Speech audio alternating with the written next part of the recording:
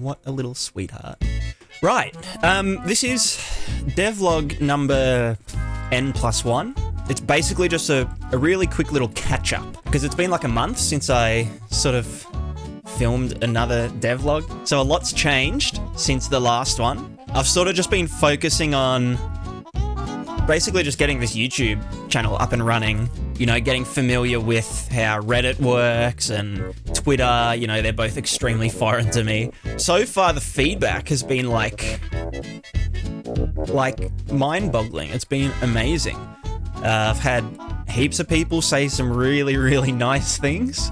And I also want to mention that we have a Discord server up and running now. We're all, you know, complete noobs, so if you've got any questions to ask, or you want to show off your work, or you want to talk about our project, then definitely join. There's a thing in the doobl.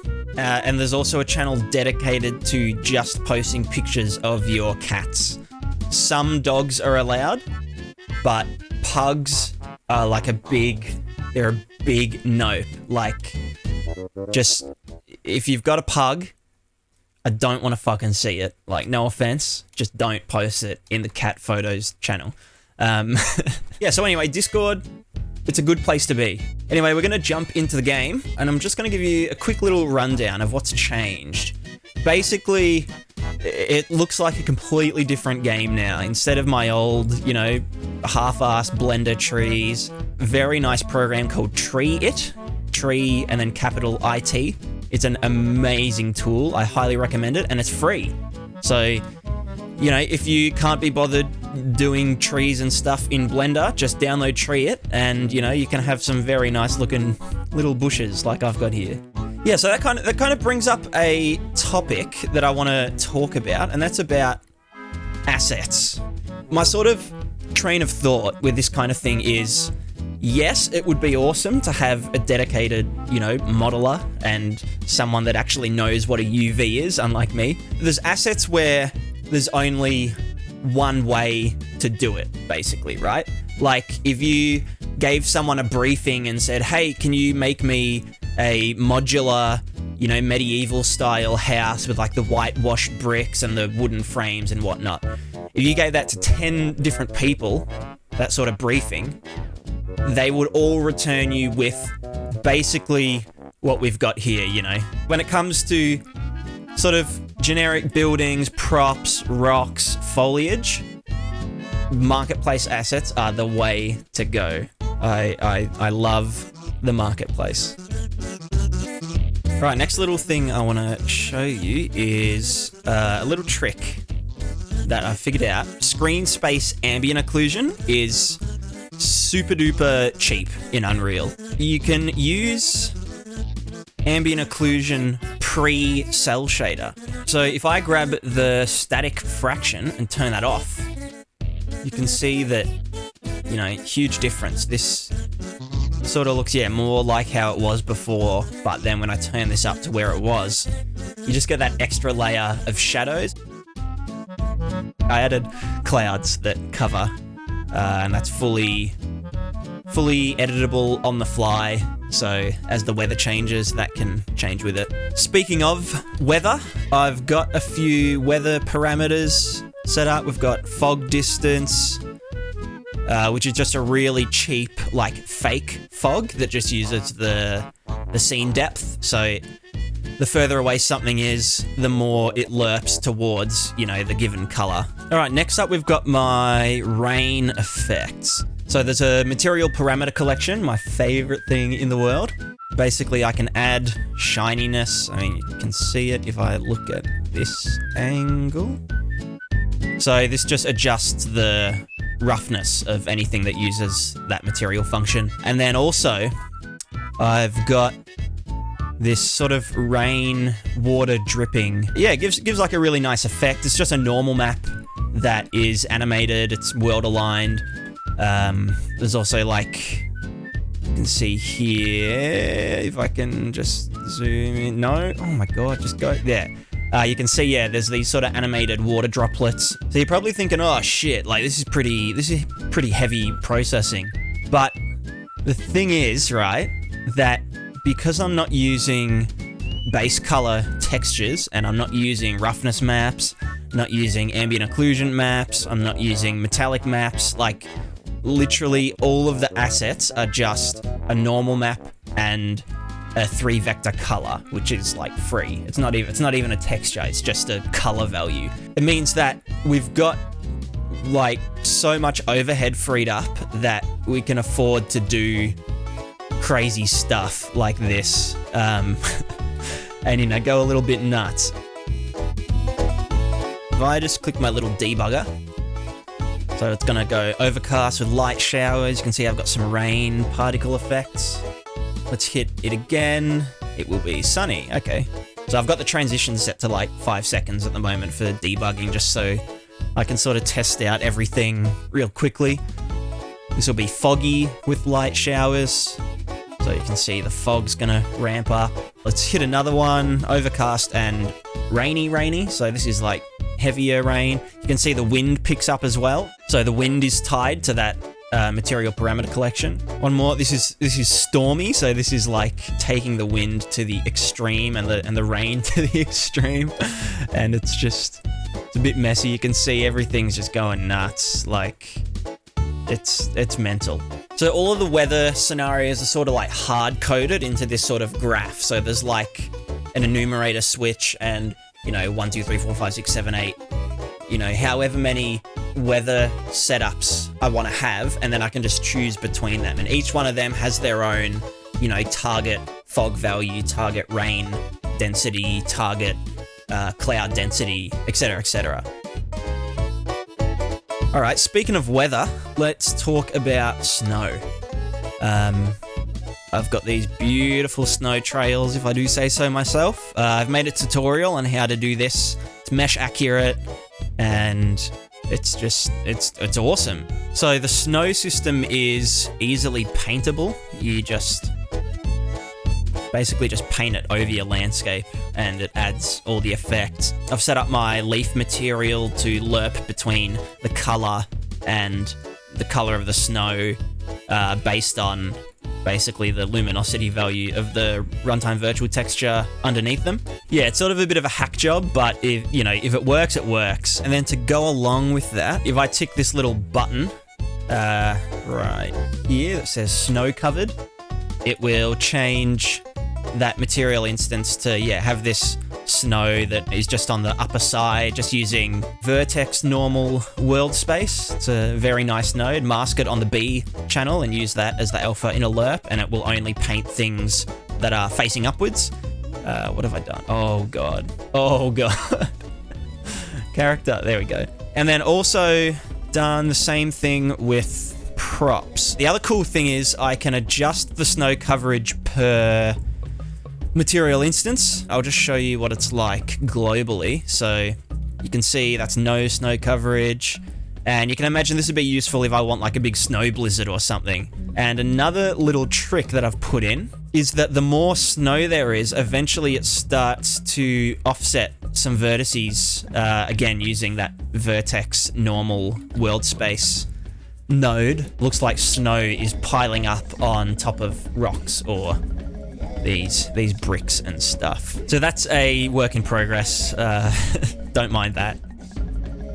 All right, next up, I'll show you that same principle for the snow deformation, but applied to the grass. The grass deformation is also mesh accurate, and it's also directional, which is something that I sort of toyed around with and figured out, and that's also part of the tutorial that I've posted.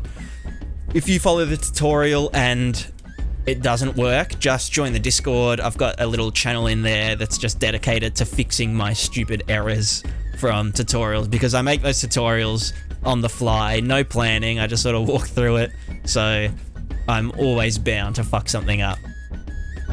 So the last little thing on the visual side that I can think of is I've started to work a bit more on the transparency system. So basically when I enter a bounding box here, it triggers a little event in a blueprint that adjusts the global transparency parameters. So you can see, yeah, it looks cool. That's all great. Got some props laying about. Then if I go up here the transparency is tied to the player's Z location. So as I move upwards, the fade out, you know, moves with the player with a slight little delay just to make it look a bit smoother. I've sort of rigged up a very primitive way to calculate damage per body part. It's based on deceleration, so if I just go into blueprints, living beings, the living being blueprint. So there's 6 different points that we measure from. So we've got the head, the pelvis, lower arms, and the calves. I didn't want to do like the hands and the feet because they're a bit more like floppy, you know. So basically what it does is, let's just take the head for example. So what we do, right, step 1 is to calculate the velocity. So we get the current frame's location minus the previous frame's location. That gives us the difference in the locations, which equals the velocity of the head socket. Then we get that velocity and minus that from the previous velocity that we measured. So that gives us the acceleration of, you know, the head. And then basically if the deceleration of the head is greater than 10, then that's when we start dealing damage. If it's not greater than 10, then chances are the head is just sitting stable or he's falling, you know, without hitting his head or whatever. So basically it just measures intense decelerations, and then we minus 10, which is like this threshold, you know, so we're back down at 0, and then this divider just sort of scales the damage based on the velocity. And this is all just stuff that I tweak, you know, over and over and over. Yeah, so it works pretty well. And I've also done like a little ragdoll preservation system. So if I walk forward, you know, he puts his arms out, stops it, you know, got a little bit of whiplash on his head, but, you know, obviously nothing drastic. But then if I jump and I try and hit my head really hard, higher damage value. If he falls down backwards, so like this, he puts his arms out behind him. That looked a bit janky. It's a work in progress, but it's sort of a proof of concept that, yeah, we can do some very primitive ragdoll self-preservation stuff. It's not smart or anything. It's just based on the rotation of the pelvis. And, you know, if the pelvis is facing down this way, then he goes to this pose. If the pelvis is facing like that way, he goes to this pose. And there's like some sideways ones and whatever.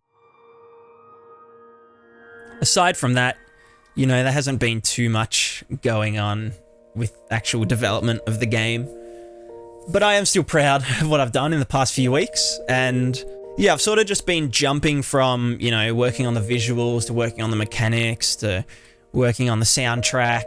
I'm just trying to enjoy the process as much as possible. I don't want to sort of burn out by just grinding super hard on, you know, one aspect of the game. It's good to sort of jump between different professions. I sort of wanted to focus on, you know, things like posting to Reddit and obviously posting these devlogs and getting a Discord channel up and running as early as possible in development, because it's the same with any creative medium, whether you're in a band or you've shot a short film or something. You want to sort of build up your audience as much as possible before you release anything, because if your audience is already there, word of mouth spreads quicker, and we'll call it pre-marketing, I guess. If you're not pre-marketing, you're sort of just shooting yourself in the foot. And it's not too hard to just, you know, capture some screenshots and just chuck it up on Reddit, write a little caption, and, you know, sometimes I post something and it gets like a single upvote. Other times I post something,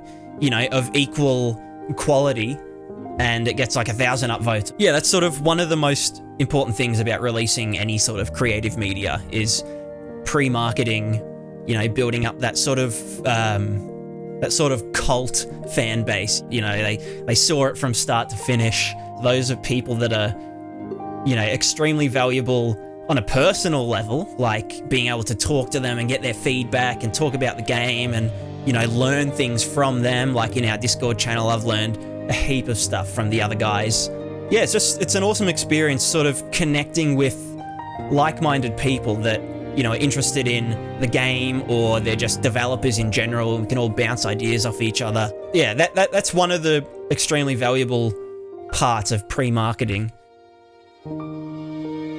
This project is barely even a game, you know, it's just a pile of mechanics and proof of concepts that just, you know, that looks nice, it looks presentable. It's almost like I'm not posting a game that's in development, I'm posting the promise of a game that will begin development. Speaking of starting actual development on the game, the next devlog will be where we buckle down. We're gonna actually take this seriously. Sort of just talk over a few talking points. The topic is basically what are things that I hate about games that I love. I'm gonna try and keep them as short as this one, you know, 10 minutes. Writing like a roadmap, or like sort of like a skill tree for the development of the game. You know, we've got the game, and then we've got the visuals, the audio, the gameplay mechanics, and the story, and then they have all their sub branches like, okay, mechanics, we've got combat, we've got inventory mechanics, we've got, you know, crafting and whatnot, and then they'll have their own little subcategories like, okay, inventory, we need icons, we need, you know, models and stuff for all the weapons, we need like an equipment system, stuff like that. So that'll be a fun one, I think.